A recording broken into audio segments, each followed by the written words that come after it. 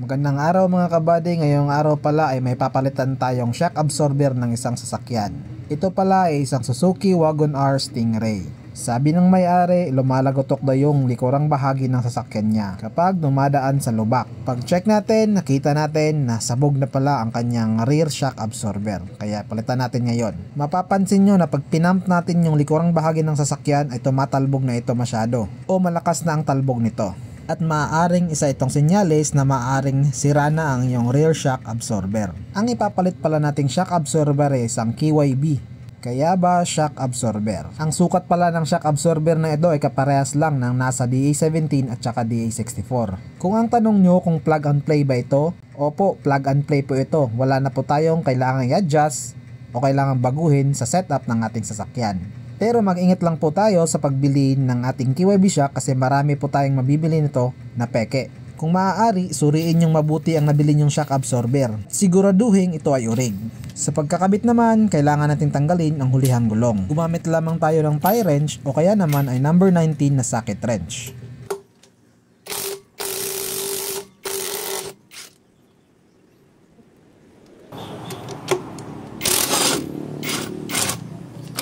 At pag natanggal na natin yung gulong sa hulihan, ay pwede natin tong ilagay sa ilalim ng ating chassis. Para naman kung sakaling bumagsak ang sasakyan, ay di tayo maipit sa ilalim.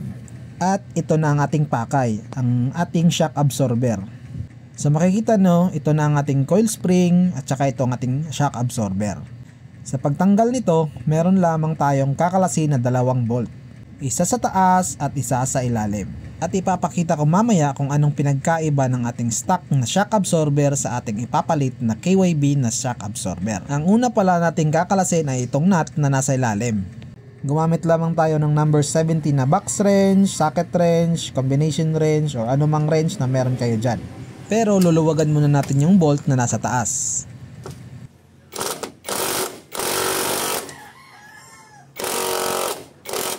At saka natin baklasin yung nut na nasa ilalim.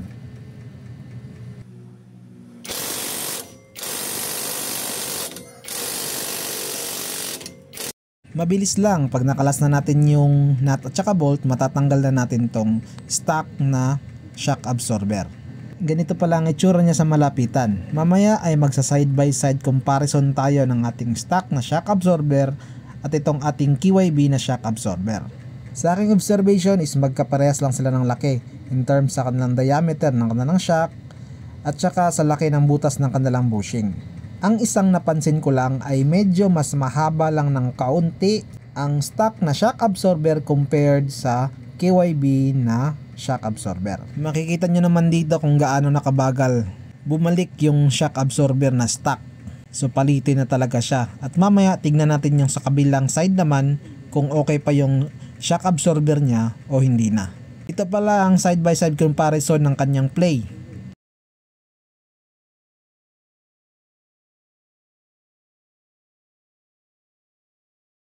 Makikita nyo na mas mabagal bumalik yung stock na shock absorber natin compared dun sa ipapalit natin na bagong shock absorber.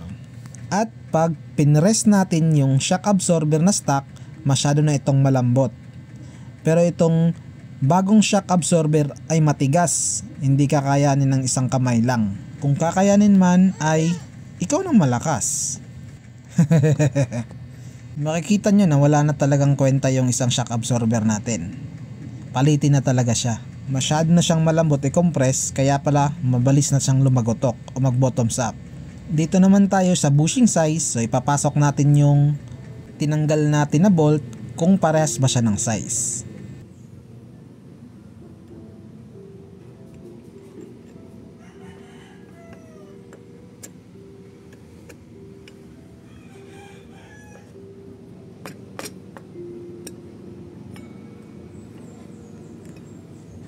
Ayun, makikita nyo na saktong-sakto yung size ng kanyang bolt doon sa bushing ng ating bagong shock. Pero makikita nyo na mas mahaba ng kaunti. So kaunti lang naman, siguro na extend lang siguro to ng dahil sa kalumaan. Pero pagkakabit naman yan, makokompress naman yan. Siguro nasa mga 1/4 to 1/2 inch ang kanyang difference. Pero sa lahat ng anggulo at aspeto, magkaparehas na pagkaparehas talaga sila. At tara, samahan nyo ko, ikabit na natin tong bagong KYB shock absorber natin. Sa pagkabit nito ay kaparehas lang din ng pagtanggal natin. Tips ko nga pala sa pagkakabit nito ay lagyan nyo ng kaunting grasa yung bolt dun sa taas na bahagi ng ating shock absorber para mabilis itong ipasok. At mas maganda na ang una nating kabit ay nasa ilalim na bahagi ng ating shock. Pag naikabit na natin yung nut sa ilalim na bahagi, tsaka natin nilagay yung bolt sa taas ng ating shock absorber. At tsaka natin higpitan. Yung tamang higpit lang, huwag masyadong mahigpit. Baka hindi na makawala. Pangit lang yung pagkakabit ko kasi nasa likod yung sticker ng KYB. Dapat nasa harap to para mayabang tignan. So ganyan na pala yung itsura niya pag nakabit nyo. Diba? Ang angas. Pagkatapos nyong ikabit, pwede nyo nang ibalik ang gulong para masimulan nyo nang tanggalin ang sa kabilang side naman. Sa pagkakalas naman sa kabilang side ay same lamang ang gagawin natin kanina. Same procedure, same process, same result. Bago ko pala ikabit yung gulong ay naglagay pala ako ng coil spring buffer dito para naman mas lalo mag-stabilize yung kanyang suspension. At dito naman tayo sa kabilang side. So tanggalin muna natin yung shock absorber natin. Tanggalin lang natin yung nut at saka yung bolt. Mabilis na nating matatanggal yung ating shock absorber. Napakalambot na pala ng shock absorber nito. Wala na talaga, sira na talaga to. Pansinin nyo kung anong mangyayari sa ating shock absorber. So stuck na siya, hindi na bumabalik. So patapon na talaga to. Kailangan na talagang palitan. At ito na yung dalawa nating stock na shock absorber. Makikita nyo sobrang lambot na yung sa kabilang side. At saka di na siya bumabalik pag pinakompress mo. Itong isa is bumabalik pa ng kaunti, pero mabagal. Yung isa talaga wala na. At ang gagawin natin ay same lang ng ginawa natin kanina. So papalitan na natin ng bagong KYB shock.